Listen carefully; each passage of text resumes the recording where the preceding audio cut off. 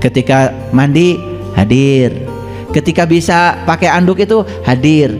Jadikan semua kegiatan itu tujuan, bukan sarana mencapai tujuan. Saksikan saya. Suatu saat kalian bisa menangis itu.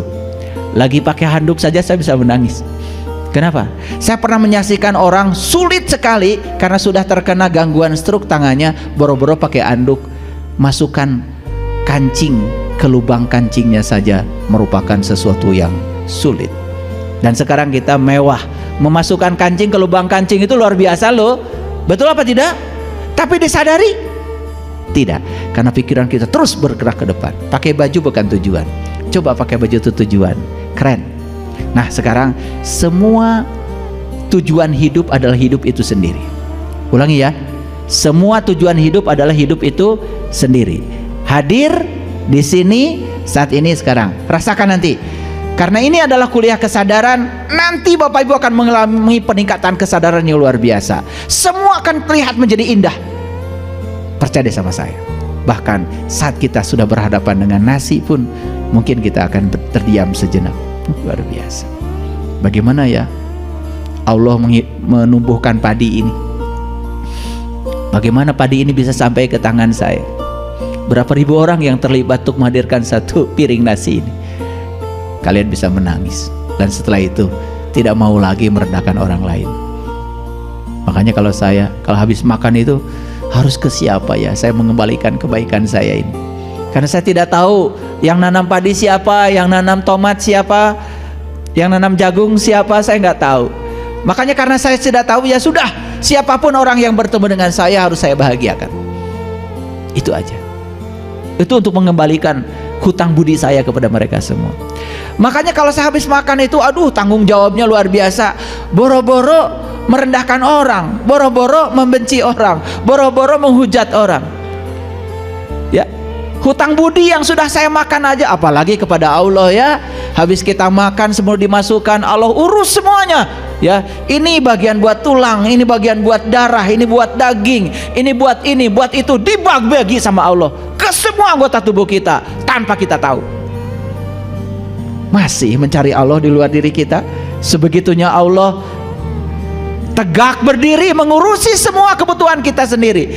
Cuman kita selama ini tidak sadar. Sekarang tapaki semua perjalanan hidup ini dengan kesadaran. Ya ayyuhallazina amanu, siapa yang dihaikan di ayat ini? Orang beriman bukan? Siapa orang beriman? Yang sudah tidak tertutup lagi bukan? Kan tadi kafir itu artinya tertutup, sudah jadi bahasa Inggris. Kafir itu dari bahasa Arab. Jadi kalau kafir artinya tertutup, berarti iman artinya apa? Terbuka. Makanya ciri orang yang beriman itu terbuka. Terbuka rasanya, bisa merasakan penderitaan orang lain. Terbuka otaknya, bisa menerima ilmu dari siapapun. Terbuka ampunannya, bisa memaafkan siapapun. Gitu. Buat apa kalian marah?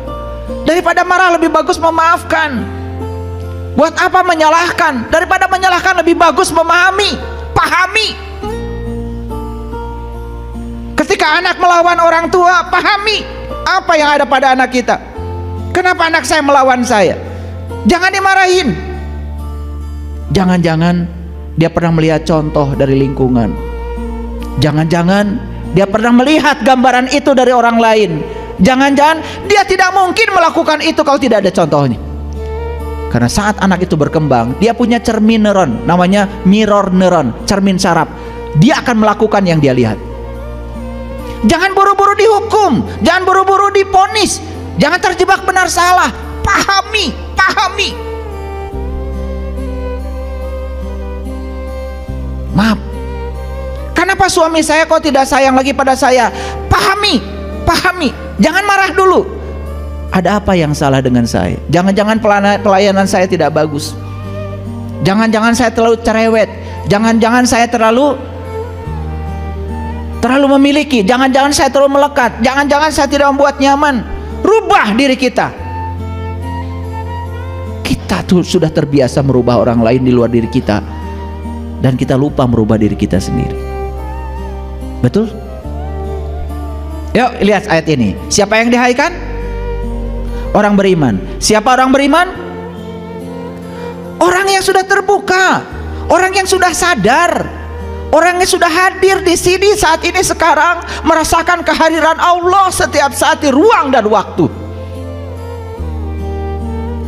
Tempo hari di Cikole, saya ajarkan meditasi berjalan. Meditasi berjalan, nangis semua. Padahal kalian berjalan tiap hari, betul? Cuman saat berjalan saya bawa ke kesadaran. Saya bilang, angkat, ayunkan, tumpukan. Angkat, ayunkan, tumpukan.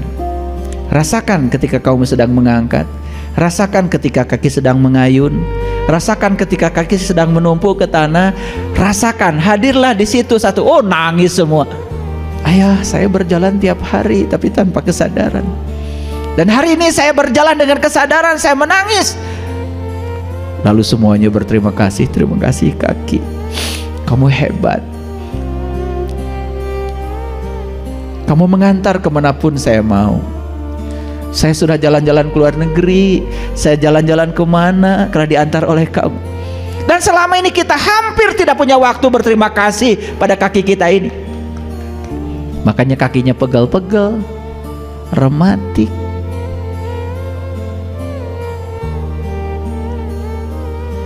Betul apa tidak? Duduk sedikit, begitu bangun cara rangkel, nyalahkeun weh dahareun. Betul nggak? Betul? Emang yang paling gampang mah nyalahkeun batur.